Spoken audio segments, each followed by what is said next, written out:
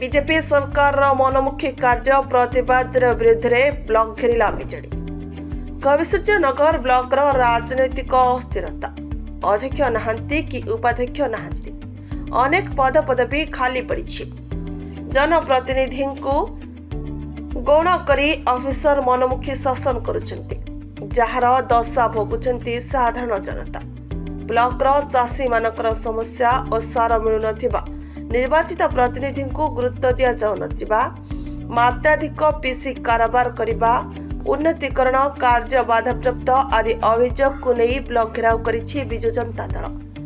तेबे आश्चर्यकर कथा, BJD block घेराव कथा सुनी डिया मारी दैछन्ते वीडियो। खाली सेतिकी नुहे, उक्त ब्लॉक अंतर्गत 2टी विधायक थिबा बेले साधारण लोकंकु न्याय मिल पारुनी, उन्नतीकरण कार्यर बिल होई पारुनी, सरपंच और समिति सभ्य मानकु बीजेपी रे मिसी जाय नचेत बिल भूली जाओ बोली कुआडे चाप सृष्टि करा जाउथिबा अभियोग करिछि बीजेडी। साधारण जनता समस्या को नहीं आज ब्लॉक कार्यालय घेराव करिछि बीजेडी। तेबे वीडियो बाहाना करी चंपट मारिथिबा बेले अतिरिक्त वीडियो बहु कष्ट दाबीपत्र ग्रहण करिसेंती। डबल इंजिन सरकार रे चाषी खटरू आरंभ करी महिला साधारण लोके अंचल रे एबे त्राही त्राही डाकुथिबा बेले पुणी बाबुराज व्यवस्था गणतंत्र को प्रहार करुथिबा कहिसेंती बीजेडी नेता।